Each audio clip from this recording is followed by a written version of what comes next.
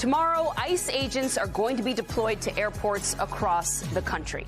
Donald Trump claims the agents are going to be used to assist understaffed TSA employees amid the ongoing partial government shutdown.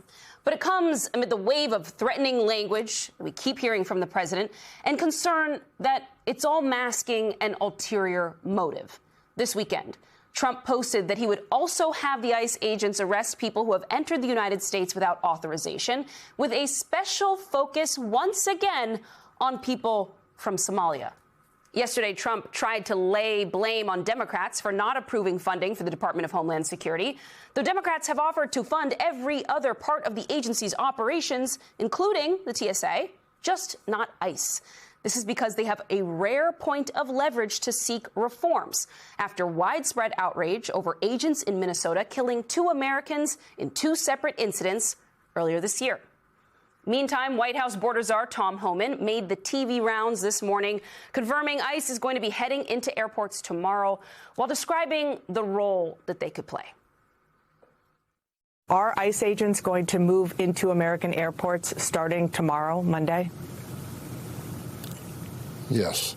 And I'm currently working on the plan now of execution. There's a lot of things that TSA does. It doesn't require like specialized training, right?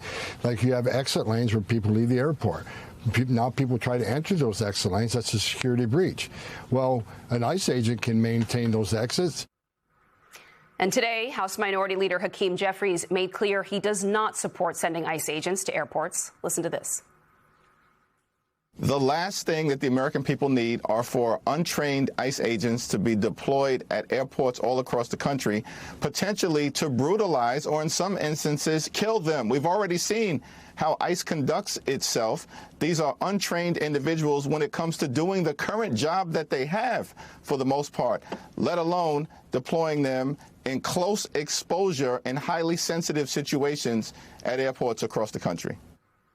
And joining us now is California Congressman Robert Garcia. He's the ranking member on the Oversight Committee. Congressman, ICE agents are deploying to airports across the country tomorrow. And I know, of course, that Democrats are outraged, very worried about what this could bring.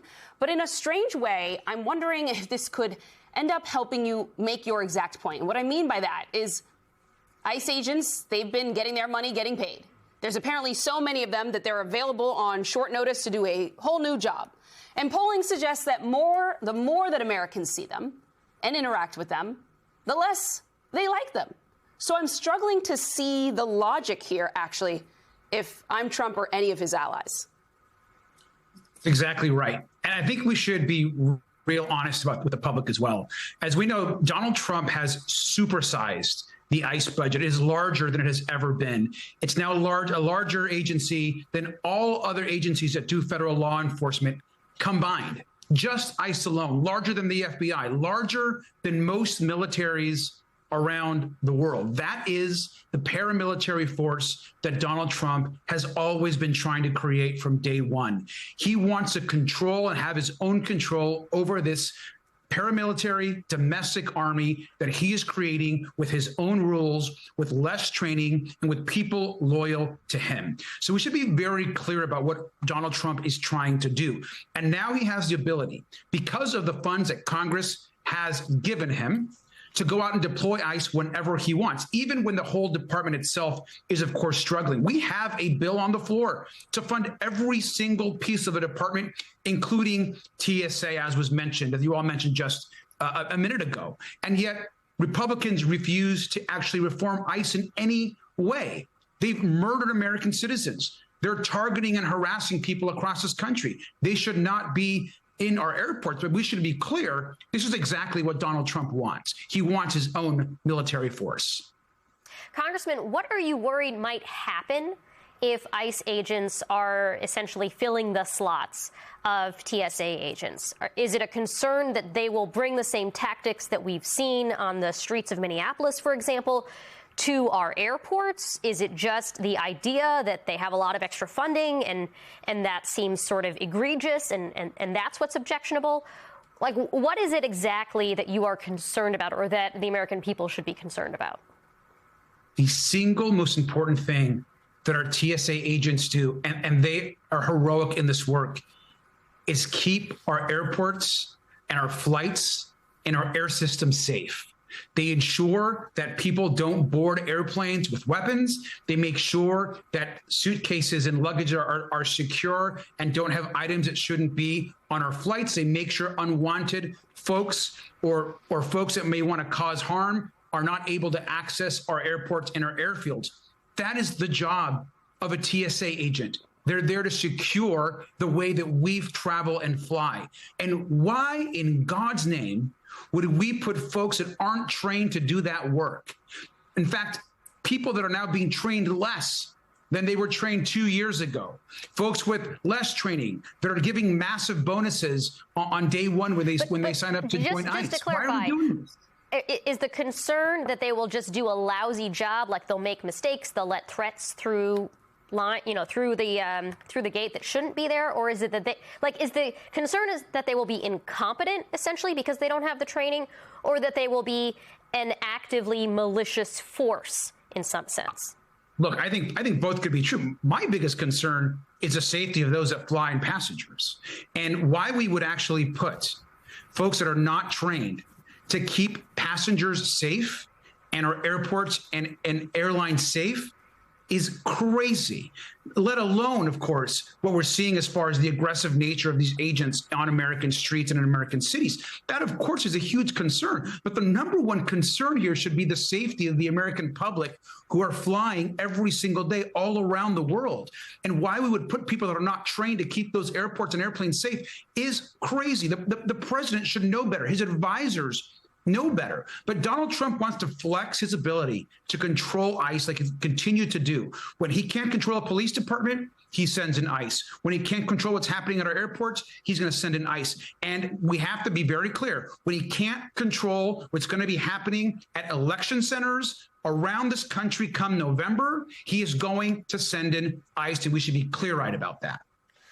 Congressman, let me get your thoughts on another funding fight that is taking shape. The Pentagon, 3 weeks into this war, has now asked for a staggering $200 billion for this war that doesn't really have any clear objectives and does not seem to be going very well right now in terms of ending whatever it is that they set out to do. The Century Foundation actually put it this way: the $200 billion that has been requested by Pete Hegseth could fund the following programs: provide free school lunches for over 18 years, cancel all medical debt in America, provide ACA subsidies for nearly 6 years, and cover tuition for 5 million community college students for 10 years.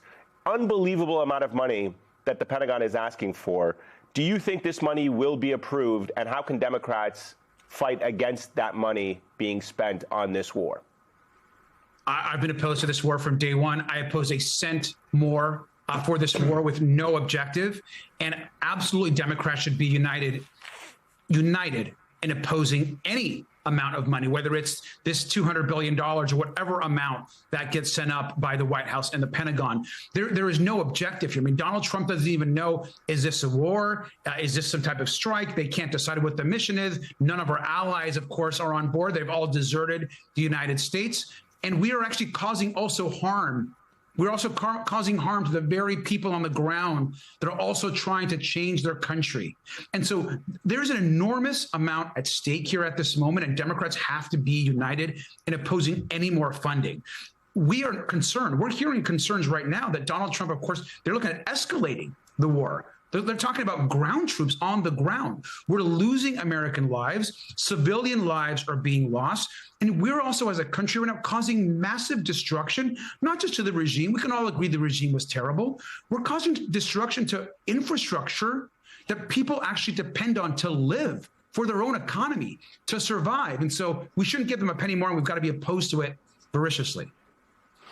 Congressman, do you think that the Democratic caucus is united and, like you, is not going to vote to authorize this additional $200 billion in funding for a war that they haven't authorized? Or is it going to be a situation of you're going to have Democrats deflecting and maybe you have a Republican or two, but it's just there's no way to block this? I hope not. I think a lot of us are going to work really hard to make the case as we're doing now, that this is a war with no clear objective, where we're losing American lives. And the American public do not support this war. The American public would rather have access to health care and public schools and the canceling of their medical debt and their groceries actually being able to afford. I'm talking to people on the street that can't pay their rent, that are looking for a job. And they're stopping me saying, why are we engaging in another foreign war in the Middle East? And so I just hope that people understand Republicans should get the message. If they truly want to be a party that is about America first, as they like to say, then take care of these people in this country first. Congressman, with our last few minutes, I'm hoping we can turn to Epstein now, because there's just so much still to come on that front.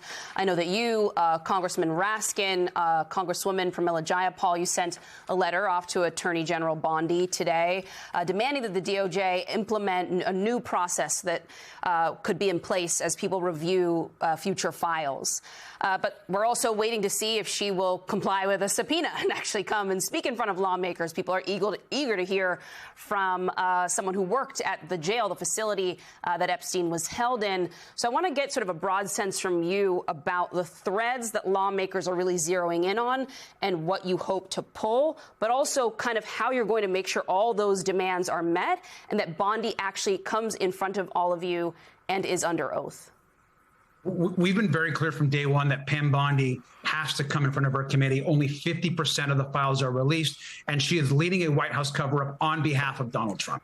This last week, Pam Bondi gave us 24 hours and told our committee that she would host a briefing for us. This is, of course, after we Democrats forced a subpoena to get her to come testify under oath with a transcribed interview accessible to the American public. United Democrats got a few Republicans for that motion. And then she tells us, well, let's do a briefing. We said, we show up. She then pretends that briefing, of course, is some type of hearing and is going to try to use that briefing as a way of getting out of her under oath subpoena interview. So we walked out of that. We're very clear. We don't want anything but an under oath briefing where the questions that we're going to ask are going to be clear about why there's a cover up, why co-conspirators are being protected, why there are no prosecutions, and why they keep doxing and putting in danger survivors in the way they release the files. This is the most corrupt attorney general in the history of the United States. She has a lot of explaining to the public as to why she continues to protect Donald Trump and why she will not engage in real action to help the survivors. She won't even meet with the survivors. The survivors have begged her to sit down, to talk, and she refuses to do so. And so we have a lot of questions. April 14th is the tentative date of that subpoena, and she's expected to show up.